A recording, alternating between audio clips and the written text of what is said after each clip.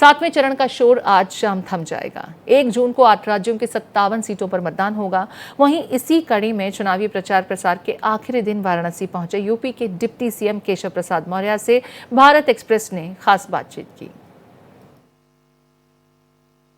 इस समय हम काशी में हैं और काशी में हमारे साथ बातचीत करने के लिए डिप्टी सीएम केशव प्रसाद मौर्य जी हैं। सर, सबसे पहले तो ये कि यूपी में माहौल क्या है? यूपी में माहौल भारतीय जनता पार्टी गठबंधन 80 की 80 सीटें जीत रहा है। विपक्षी इंडी गठबंधन और बसपा 80 की 80 सीटें हार रही। अच्छा, एक सवाल और है कि जब प्रधानमंत्री मोदी यहाँ से लड़ रहे हैं, आप सब बड़े बड़े नेता यहाँ पे कैंपेनिंग कर रहे हैं, क्या जीत के मार्जिन को बढ़ाने की कोशिश है या फिर कोई आशंका है? जीत का मार्जिन यहाँ तो मतलब उत्तर प्रदेश की हम लोग 80 की 80 सीटें जीत चुके हैं।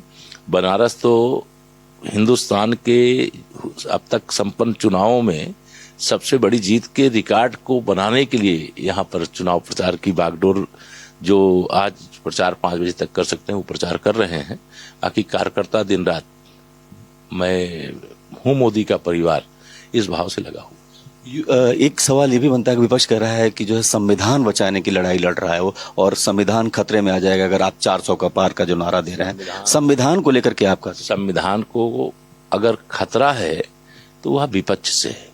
जो बाबा साहब भीमराव अंबेडकर के बनाए हुए उस संविधान के विरुद्ध आचरण किया है, धर्म के आधार पर ओबीसी बना करके ओबीसी का, एससी का, एसटी का आरक्षण छीनने का काम किया है, आपातकाल लगाने का काम किया है, चुनी हुई सरकारों को बर्खास्त करने का काम किया है। संविधान के दुश्मन और लोकतंत्र का गला घोटने वाले कांग्रेस, सपा और इंडी गठबंधन के ही लोग हैं।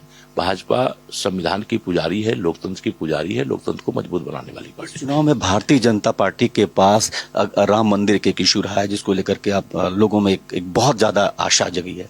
इसके अलावा क्या आपने ऐसा किया है जिसपे लोग आपको वोट? देखिए, भारतीय जनता पार्टी ने सबसे बड़ा काम है इस देश की 140 करोड़ आबादी में से जो 25 करोड़ लोगों को गरीबी रेखा से बाहर निकाला है।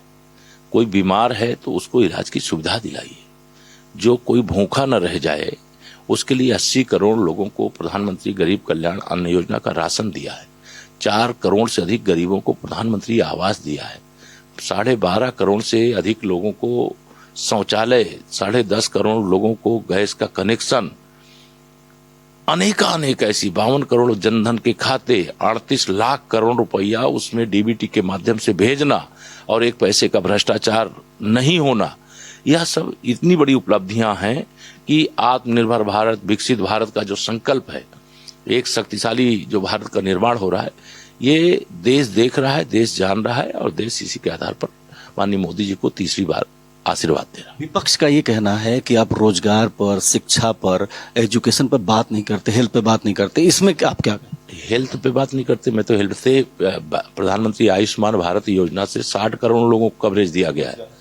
रोजगार के मामले में उनको मालूम ही नहीं है, 50 करोड़ से अधिक लोगों को मुद्रा योजना का लाभ मिला हुआ है। इस देश के अंदर प्रधानमंत्री विश्वकर्मा योजना चल रही है, इसमें अनेक रोजगार के अवसर उपलब्ध हुए हैं। इस देश में इतनी बड़ी संख्या में स्टार्टअप हमारी नई पीढ़ी के लोगों ने शुरू किया है। ये केवल मुद्दा बनाते हैं, इनके पास कोई मुद्दा है नहीं, न नेता है, न इनकी नीयत ठीक है। ये जानते हैं कि पूरा हिंदुस्तान का नौजवान मोदी जी के साथ खड़ा है, भारतीय जनता पार्टी के साथ खड़ा। आखिरी सवाल मेरा ये है कि दिल्ली की राजनीति में यूपी की चर्चा ज्यादा आ रही है। केजरीवाल जी कह रहे हैं कि जैसे ये इलेक्शन के बाद योगी जी को हटा देंगे, इस पे आप क्या? केजरीवाल जी अपने दिमाग का इलाज कर रहे हैं और आम आदमी पार्टी संभाले। शुक्रिया। ये थे हमारे केशव प्रसाद मौर्य जी जो बता रहे थे कि भारतीय जनता पार्टी यूपी में 80 की 80 सीटें जीतेगी। कैमरा पर्सन दिलीप के साथ मैं देवनाथ, भारत।